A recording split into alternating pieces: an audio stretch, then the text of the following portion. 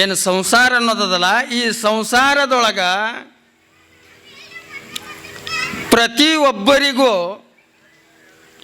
ಯಾವುದರ ಒಂದು ರೀತಿಯಿಂದ ಮನುಷ್ಯ ಚಿಂತಾಕ್ರಾಂತನಾಗ್ತಾನ.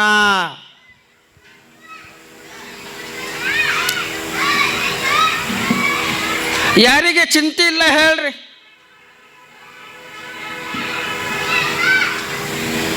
ಪ್ರತಿಯೊಬ್ಬರಿಗೂ ಚಿಂತೆ ಅದ. ದೇಶ ಆಳುವಂಥವ್ರು, ರಾಜ್ಯ ಆಳುವಂಥವ್ರು, ಜಿಲ್ಲಾ ಆಳುವಂಥವ್ರು, ತಾಲೂಕು ಆಳುವಂಥವ್ರು, ಊರು ಆಳುವಂಥವ್ರು, ಮನೆ ಆಳುವಂಥವ್ರು, ಅವರಿಗೆ ನೀವು ಹೋಗಿ ಕೇಳ್ರಿ ಚಿಂತೆ ಅದ ಇಲ್ಲ ಅಂತ ಹೇಳಿ.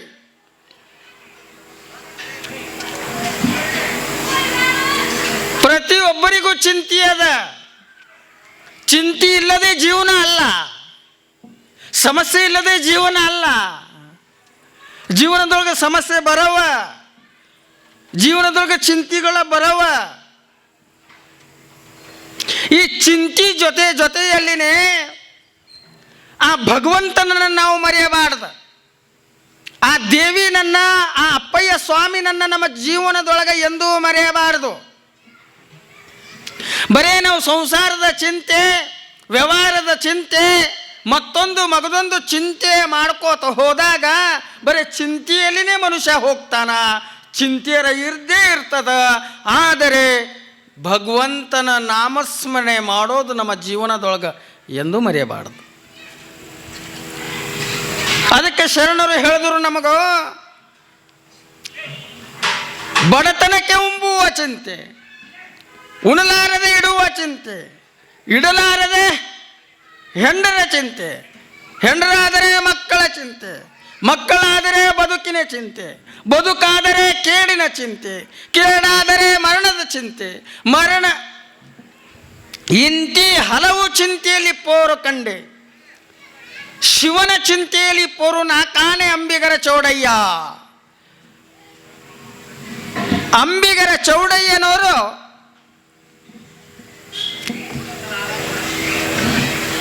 ತಮ್ಮ ವಚನದಲ್ಲಿ ದಿಟ್ಟವಾಗಿ ನೇರವಾಗಿ ಹೇಳ್ತಾ ಇದ್ದಾರ.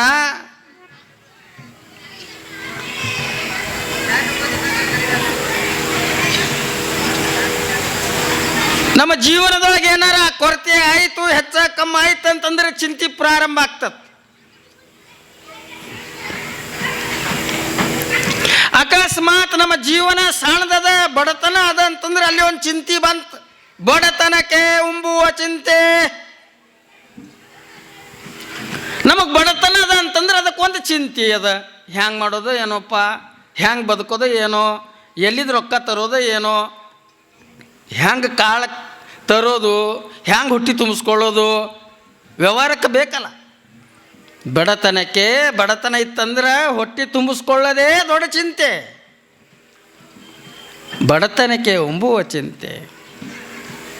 ಅಕಸ್ಮಾತ್ ಕಾಳು ಕಡಿ ಎಲ್ಲ ಅದಾವಂತ ತಿಳ್ಕೊಳ್ರಿ, ಮನೆಯಲ್ಲಿ ಉಣ್ಣಾಕಿ ಏನು ಕೊರತೆ ಇಲ್ಲ, ಬಡತನಕ್ಕೆ ಉಂಬುವ ಚಿಂತೆ ಎಲ್ಲ ಚಂದದ.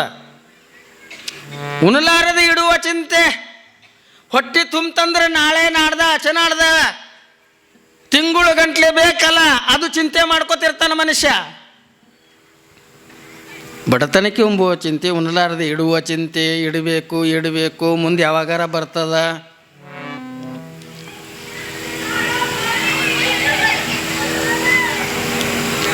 ಇಡಲಾರದೆ ಹೆಂಡಿರ ಚಿಂತೆ. ಮತ್ತು ಮುಂದೆ ಹೇಳ್ತಾರ, ಕಾಳು ಕಡಿ ಅದಾವ, ಸಾಕಷ್ಟು ಅದ, 6 ತಿಂಗಳು ವರ್ಷ ಗಂಟ್ಲೆ ನಾವು ಬದುಕ್ತೀವಿ, ಏನು ಚಿಂತೆ ಇಲ್ಲ. ಆದರೆ ಮತ್ತೊಂದು ಚಿಂತೆ ಮನುಷ್ಯನಿಗೆ ಯಾವುದು? ಲಗ್ನ ಆಗಬೇಕು. ಹೆಂಡಿರ ಚಿಂತೆ, ಲಗ್ನ ಆಗಬೇಕು. ಆಯ್ತು, ಲಗ್ನನೂ ಆಯ್ತು ಅಂತ ತಿಳ್ಕೊರಿ. ಲಗ್ನ ಆದ ನಂತರ ಮತ್ತೊಂದು ಚಿಂತೆ. ಯಾವ ಚಿಂತೆ? ಮಕ್ಕಳ ಚಿಂತೆ. ಮಕ್ಕಳ ಆದ್ರೆ ಒಂದದ, ಮಕ್ಕಳು ಆಗಲಿಲ್ಲ ಅಂದ್ರೆ ಒಂದದ. ಬಡತನಕ್ಕೆ ಉಂಬುವ ಚಿಂತೆ, ಉಣಲಾರದೆ ಇಡುವ ಚಿಂತೆ, ಇಡಲಾರದೆ ಹೆಂಡರ ಚಿಂತೆ, ಹೆಂಡರಾದರೆ ಬದುಕಿನ ಚಿಂತೆ, ಬದುಕಾದರೆ ಕೇಡಿನ ಚಿಂತೆ, ಕೇಡಾದರೆ ಮರಣದ ಚಿಂತೆ. ಹಲವು ಚಿಂತೆಯಲ್ಲಿಪ್ಪೋರು ಕಂಡೆ, ಶಿವನ ಚಿಂತೆಯಲ್ಲಿಪ್ಪೋರು ನಾ ಕಾಣೆ ಅಂಬಿಗರ ಚೌಡಯ್ಯ. ಒಂದೊಂದು ನಮ್ಮ ಜೀವನ ಯಾವಾಗ ನಮಗೆ ತಿಳಿತತ, ನಮ್ಮ ಜೀವನ ಯಾವಾಗ ಪ್ರಾರಂಭ ಆಗ್ತತ, ಅಲ್ಲಿಂದ ಸಂಸಾರದ ಚಿಂತೆಯಲ್ಲೇ ಮನುಷ್ಯ ಹೋಗ್ತಾ ಇದ್ದಾನ. ಬಡತನಕ ಉಂಬುವ ಚಿಂತೆ, ಉಣಲಾರದೆ ಇಡುವ ಚಿಂತೆ, ಇಡಲಾರದೆ ಹೆಂಡರ ಚಿಂತೆ, ಹೆಂಡರಾದರೆ ಮಕ್ಕಳ ಚಿಂತೆ. ಮಕ್ಕಳಾದರೂ ಒಂದು ಪ್ರಶ್ನೆ ಅದ, ಆಗಲಿಲ್ಲ ಅಂದ್ರೂ ಒಂದು ಪ್ರಶ್ನೆ ಅದ. ಮಕ್ಕಳು ಆದು ಅಂತ ತಿಳ್ಕೊರೆ, ಹೆಣ್ಣಾದರೂ ಒಂದು ಪ್ರಶ್ನೆ ಅದ, ಗಂಡಾದರೂ ಒಂದು ಪ್ರಶ್ನೆ ಅದ. ಹೆಣ್ಣು ಹುಡುಗಿ ಹುಡ್ತಂತಂದ್ರೆ ನಾವು ಜಿಲೇಬಿ ಹಂಚ್ತೇವೆ, ಗಂಡು ಹುಡುಗ ಹುಟ್ಟದ ಅಂತಂದ್ರೆ ನಾವು ಪೇಡೆ ಹಂಚ್ತೇವೆ. ಯಾಕಂದ್ರೆ ಆ ಹುಡುಗ ಮುಂದಾಗಿ ತಂದೆ ತಾಯಿಗಳಿಗೆ ಒದ್ದು ಹೊರಗೆ ಹಾಕ್ತಾನಂತ ಹೇಳಿ ಪೇಡೆ ಹಂಚೋದು, ಹೌದಿಲ್ಲ? ಈಗ ಹೆಣ್ಣ ಸಿಗಲ್ ಹೋಗ್ಯಾವ, ಮದುವೆ ಮಾಡಾಕ ಹುಡುಗರು ಹಂಗೆ ಕುಂತಾವ. ಈಗ ನಿಮ್ಮ ಕಡೆ ಹೆಂಗೆ ಪರಿಸ್ಥಿತಿ ಅದ ನನಗೆ ಗೊತ್ತಿಲ್ಲ, ನಮ್ಮ ಕಡೆ ಹೆಂಗೆ ಪರಿಸ್ಥಿತಿ ಅದ. ನಾ 3 ರಾಜ್ಯದ ಬಾರ್ಡರ್ ಮೇಲೆ ಇರುವಂಥ ಮನುಷ್ಯ. ಮಹಾರಾಷ್ಟ್ರ 10 ಕಿಲೋಮೀಟರ್, ಕರ್ನಾಟಕ 10 ಕಿಲೋಮೀಟರ್, ಇರೋದು ತೆಲಂಗಾಣ. 3 ರಾಜ್ಯದ ವೀಕ್ಷಣೆ ಮಾಡಿ ನಂಗೆ ಅನುಭವ ಅದ. ಹೆಣ್ಣೆ ಸಿಗ್ತಾ ಇಲ್ಲ. ಈಗ ಏನು ಹುಡುಕಾಕತ್ತಾರೆ, ಈ ಕಡೆ ಸಮಸ್ಯೆ ಅದ, ಏನು ಸ್ವಲ್ಪ ಅಲ್ಪಾರ ಇದ್ದಿರ್ಬೇಕಲ್ಲ, ಅದನ ಅದ ಈ ಕಡು ಅದ. ಮೊದಲ ಹೆಂಗೆ ಮಾಡ್ತಿದ್ದೇನೋ ಹಂಗೆ ಹೆಣ್ಣು ಹುಟ್ಟರು ಮುಗಿದು ಹೋಯ್ತು. ಈಗ ಹೆಣ್ಣು ರೊಕ್ಕ ಕೊಟ್ಟ ಮದುವೆ ಮಾಡ್ಕೊಳ್ಳೋದದ. ಈಗ ಇವು ಉಲ್ಟಾ ಬಂದದ.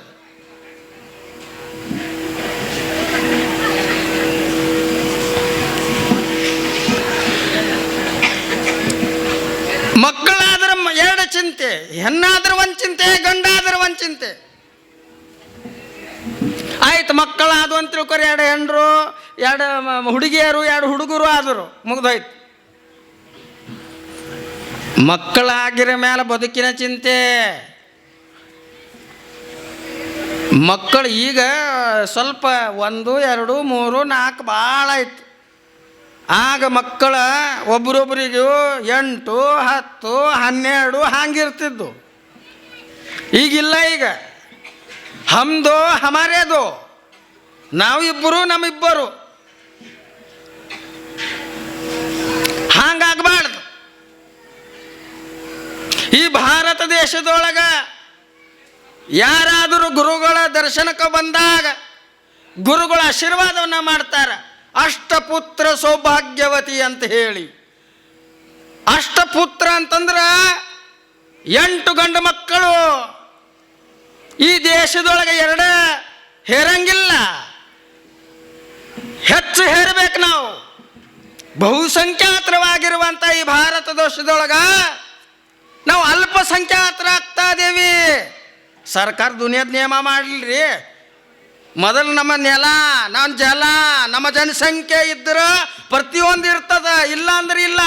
ಅಲ್ಪಸಂಖ್ಯಾತರು ಬಹುಸಂಖ್ಯಾತರಾಗ್ತದಾರ, ಬಹುಸಂಖ್ಯಾತರು ಅಲ್ಪಸಂಖ್ಯಾತರಾಗ್ತದಾರ. ಸ್ವಲ್ಪ ವಿಚಾರ ಮಾಡ್ಬೇಕು ನಾವು. ನಮ್ಮ ಧರ್ಮ ಉಳಿಬೇಕು, ನಮ್ಮ ಸಂಸ್ಕೃತಿ ಉಳಿಬೇಕು, ನಮ್ಮ ನೆಲ ಜಲ ಎಲ್ಲ ಉಳಿಬೇಕಾಗಿತ್ತು ಅಂತ ನಮ್ಮ ಜನಸಂಖ್ಯೆ ಹೆಚ್ಚಾಗಬೇಕು, ಹಿಂದೂಗಳ ಜನಸಂಖ್ಯೆ ಹೆಚ್ಚಾಗಬೇಕು. ಅಂದಾಗ ಇವೆಲ್ಲ ಸಂಸ್ಕೃತಿ ಉಳಿಲಾಕ ಸಾಧ್ಯ ಅದ.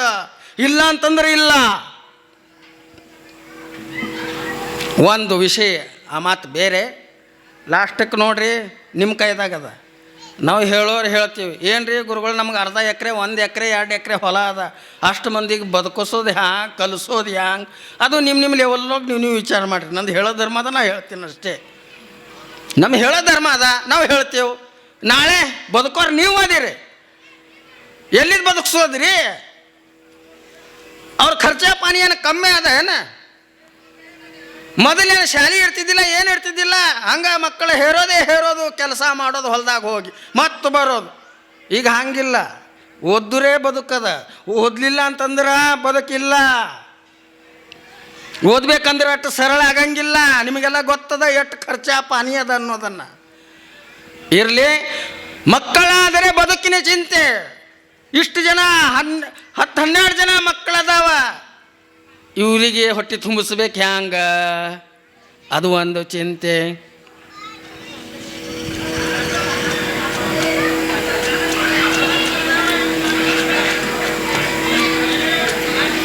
ಮಕ್ಕಳಾದರೆ ಬದುಕಿನ ಚಿಂತೆ, ಬದುಕಾದರೆ ಕೇಡಿನ ಚಿಂತೆ. ಎಲ್ಲ ಸುಂದರದ, ಮನೆಯೆಲ್ಲ ಚಂದದ, ಮನ್ಯಾಗ ಮಕ್ಕಳದ, ಹೆಂಡತಿ ಅದಾಳ, ಮನುಷ್ಯ ಅದಾರ, ಎಲ್ಲ ಓಕೆ. ಅನಾಜ್ ಅದ, ತಿನ್ನಾಕದ, ಉಣ್ಣಾಕದ, ಎಮ್ಮಿ ಅದಾವ, ಎತ್ಗಳು ಅದಾವ, ದನ ಅದ, ಕರು ಅದ, ಹೊಲದಾಗ ಕಬ್ಬು ಅದ, ಎಲ್ಲ ಓಕೆ. ಇದ್ರಾಗ ಎರಡನೇ ಮಾತು ಇಲ್ಲೇ ಇಲ್ಲ. ಆದರೆ ಈ ಮಕ್ಕಳು ವಯಸ್ಸಿಗೆ ಬಂದ ನಂತರ ಚಂದ ಒಂದು ಕೂಟ ಒಂದು ಮನಸ್ಸಿನಿಂದ ಇರ್ತಾರೋ ಇಲ್ಲೋ, ಅದು ಒಂದು ಚಿಂತೆ, ಕೇಡಿನ ಚಿಂತೆ. ಒಂದಾಗಿ ಇರ್ತಾರೋ ಇಲ್ಲೋ, ಅದು ಒಂದು ಚಿಂತೆ, ಕೇಡಿನ ಚಿಂತೆ. ಕೇಡಿ ಆದರೆ ಕೊನೆಯದದ ಯಾವುದು? ಮರಣದ ಚಿಂತೆ. ಹೇ ಪರಮಾತ್ಮ, ಭಗವಂತ, ನನಗೆ ಸಾವು ಬಹಳ ಚಂದ ಬರಲಿ. ಹ್ಯಾಂಗೆ ಬರ್ತೋತೇನೋ ಗೊತ್ತಿಲ್ಲ. ಈ ಮಕ್ಕಳು ನನಗೆ ಸೇವೆ ಮಾಡ್ತಾರೋ ಇಲ್ಲೋ ಗೊತ್ತಿಲ್ಲ. ಎಲ್ಲಿ ಸಾವು ಬರ್ತೋತ ಅನ್ನೋದೇ ಗೊತ್ತಿಲ್ಲ, ಹ್ಯಾಂಗೆ ಬರ್ತದ ಅನ್ನೋದು ಗೊತ್ತಿಲ್ಲ. ಇದು ಚಿಂತೆಯಲ್ಲಿ ಇರ್ತಾನ. ಇದೆಲ್ಲ ಚಿಂತೆ ಬದುಕಿನ ಚಿಂತೆ ಆಯಿತು. ಆದರೆ ಭಗವಂತನ ಚಿಂತೆ, ದೇವರ ಚಿಂತೆ, ಅಧ್ಯಾತ್ಮದ ಚಿಂತೆ ಮನುಷ್ಯ ಮಾಡಾಕವಲ್ಲ. ಹುಟ್ಟಿನಿಂದ ಹಿಡಿದೋದು ಸಾಯೋ ತನಕ ಚಿಂತೆ ಮಾಡ್ತಾನೆ, ತನಗಾಗಿ ಚಿಂತೆ ಮಾಡ್ತಾನೆ ಅಷ್ಟೇ. ಹ್ಯಾಂಗೆ ಬದುಕು ನಡೆಸ್ಬೇಕು ಅನ್ನೋದು. ಈ ಕಡೆ ಒಂದು ಮತ್ತೊಂದು ಪಾರ್ಟ್ ಅದ, ದೇವರದ ನೆನೆಯುವಂತಹ ಮತ್ತೊಂದು ಪಾರ್ಟ್ ಅದ, ಅತಿ ಅಮೂಲ್ಯವಾಗಿರುವಂಥ ಪಾರ್ಟ್ ಅದ. ಬದುಕಿನ ಅತಿ ಅಮೂಲ್ಯವಾಗಿರುವಂಥ ಪಾರ್ಟ್ ಅದು ಬಿಟ್ಟಿದೆವು. ನಮ್ಮ ಸಂಸಾರದೊಳಗೆ ಚಿಂತೆಯೊಳಗನ ನಾವು ಒದ್ದಾಡಿ ಸಾಯ್ತಾ ಇದ್ದೇವೆ. ಚಿತಾಯಾಶ್ಚ ಚಿಂತಾಯಾಶ್ಚ ಬಿಂದು ಮಾತ್ರ ವಿಶೇಷತ. ಚಿತಾ ದಹತಿ ನಿರ್ಜೀವಂ, ಚಿಂತಾ ದಹತಿ ಸಜೀವನಂ. ಚಿಂತೆ ಮತ್ತು ಚಿತೆ ಏನು ವ್ಯತ್ಯಾಸದ? ಚಿಂತೆ ಮತ್ತು ಚಿತೆಗೆ ಏನು ವ್ಯತ್ಯಾಸದ ಅಂತಂದ್ರೆ, ಚಿಂತೆ ಮ್ಯಾಲ, ಚಿತೆ ಮ್ಯಾಲ, ಚಿ ಅನ್ನುವಂಥ ಅದರ ಮ್ಯಾಲ ಒಂದು ಬಿಂದು ಅದ, ಬಿಂದು ಶೂನ್ಯ. ಚಿಂತೆ ಚಿತೆ, ಆ ಬಿಂದು ತೆಗೆದ್ರೆ ಚಿತ ಆಗ್ತದ. ಚಿತ ಅಂತಂದ್ರೆ ಬೆಂಕಿ. ಆ ಬೆಂಕಿ ಒಣಗಿರುವಂಥ ಕಡ್ಡಿ ಕಸ ಕಟ್ಗಿಗಳನ್ನು ಸುಡುತ್ತದ. ನಿರ್ಜೀವ ವಸ್ತುಗಳನ್ನು ಸುಡುವಂಥ ಯಾವುದದ ಅಂತಂದ್ರೆ ಬೆಂಕಿ. ಇದೇ ಚಿತೆ ಒಳಗೆ ಅದ್ರ ಮೇಲೆ ಒಂದು ಬಿಂದು ಶೂನ್ಯ ಇಟ್ಟರೆ ಚಿಂತ ಆಗ್ತದ. ಚಿಂತ ಸಹಜೀವನಂ, ಜೀವ ಇರುವಂಥ ವಸ್ತು ಸುಡುವಂಥ ಯಾವುದಾರ ಅದ ಅಂತಂದ್ರೆ ಅದು ಚಿಂತ. ಚಿತಾಯಾಶ್ಚ ಚಿಂತಾಯಾಶ್ಚ ಬಿಂದು ಮಾತ್ರ ವಿಶೇಷತಃ. ಚಿತೆಗೂ ಚಿಂತೆಗೂ ಏನು ವ್ಯತ್ಯಾಸ, ಇವೇನು ವಿಶೇಷ ಅಂತಂದ್ರೆ, ಬಿಂದು ತೆಗೆದಾಗ ಚಿತ ಆಗ್ತದ, ಬಿಂದು ಇಟ್ಟಾಗ ಚಿಂತ ಆಗ್ತದ. ಬಿಂದುನೇ ವಿಶೇಷದ. ಚಿತ ಅಂದರೆ ಬೆಂಕಿ ನಿರ್ಜೀವ ವಸ್ತುವನ್ನು ಸುಡುತ್ತದ. ಚಿಂತೆ ಜೀವವುಳ್ಳವಂತಹ ಜೀವನನ ಸುಡುತ್ತದ. ಅದರಿಂದ ಹೇಳಿದರು, ಈ ಚಿಂತೆಯನ್ನು ಮಾಡಕ್ಕೆ ಹೋಗಬೇಡ್ರಿ, ಸ್ವಲ್ಪ ಚಿಂತೆ ಮಾಡ್ರಿ. ಎಲ್ಲಿ? ಯಾರ್ದು? ಭಗವಂತಂದ. ಅನನ್ಯಶ್ಚಿಂತೆಯಂತೋ ಮಾಂ ಯೇ ಜನಾಃ ಪರ್ಯುಪಾಸತೆ ತೇಷಾಂ ನಿತ್ಯಾಭಿಯುಕ್ತಾನಾಂ ಯೋಗಕ್ಷೇಮಂ ವಹಾಮ್ಯಹಂ. ಭಗವದ್ಗೀತೆ 9ನೇ ಅಧ್ಯಾಯ 22ನೇ ಶ್ಲೋಕ. ಭಗವದ್ಗೀತೆಯಲ್ಲಿ ಪರಮಾತ್ಮ ಶ್ರೀಕೃಷ್ಣ ಹೇಳ್ತಾನ,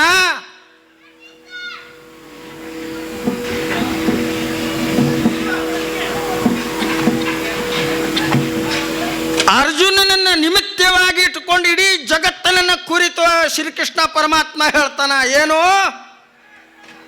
ಅನನ್ಯಶ್ಚಿಂತೆಯಂತೋ ಮಾಂ ಯೇ ಜನಾಃ ಪರ್ಯುಪಾಸತೆ ತೇಷಾಂ ನಿತ್ಯಾಭಿಯುಕ್ತಾನಾಂ ಯೋಗಕ್ಷೇಮಂ ವಹಾಮ್ಯಹಂ.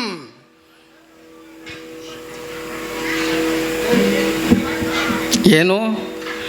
ಅನನ್ಯದಿಂದ, ಏಕನಿಷ್ಠದಿಂದ, ಶ್ರದ್ಧೆಯಿಂದ ಅನನ್ಯಶ್ಚಿಂತೆಯಂತೋ ಮಾಂ, ಯಾರು ನನ್ನ ಚಿಂತೆ ಮಾಡ್ತಾರೋ, ಯಾರು ನನಗೆ ಆರಾಧನೆ ಮಾಡ್ತಾರೋ, ಯಾರು ನನ್ನನ್ನು ಪೂಜಿಸ್ತಾರೋ, ಆರಾಧಿಸ್ತಾರೋ, ಭಜಿಸ್ತಾರೋ ಅಂಥವರ ಜೀವನದೊಳಗೆ ಸುಖ ಬಂದ್ರೂ, ದುಃಖ ಬಂದ್ರೂ, ಕಷ್ಟ ಬಂದ್ರೂ, ಆಪತ್ಕಾಲ ಬಂದ್ರೂ ಅವರ ಜೀವನದೊಳಗೆ ನಾನು ಸಾಕ್ಷಾತ್ಕಾರ ಆಗಿ ಅವರ ಯೋಗಕ್ಷೇಮವನ್ನು, ಅವರ ಕಷ್ಟ ದುಃಖಗಳನ್ನು ನನ್ನ ಕಷ್ಟ ದುಃಖಗಳಂತ ಹೇಳಿ ವಹಿಸ್ತೇನೆ ಅನ್ನುವಂಥ ಮಾತನ್ನು ಭಗವದ್ಗೀತೆಯಲ್ಲಿ ಶ್ರೀಕೃಷ್ಣ ಹೇಳ್ತಾನ.